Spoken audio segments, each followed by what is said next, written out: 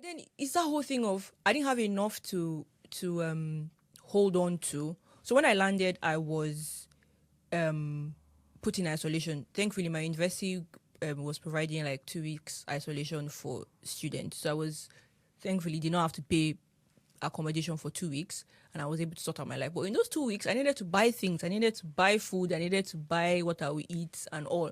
And I was just looking at that money that was supposed to be for my rent, and I was just like, I'm seeing it here. I'm going to spend this money.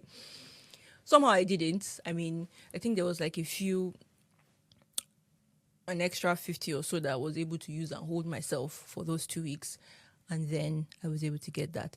But I think that every time I speak to somebody about how was your experience when you came here, especially people who didn't like have somebody waiting for them, like with like a home or something like that. The rest of us that just came and we had to figure out our lives and stuff like that. It's always very interesting to hear it because they're like, oh, more, that's how I did this thing and did this thing. I didn't have accommodation. I ever heard somebody had to live in an Airbnb for, I think, 2-3 weeks before they were able to get accommodation because student accommodation is very expensive. And then you have to get like a normal accommodation, but then landlords sometimes are just asses, so you have to now like jump through hoops.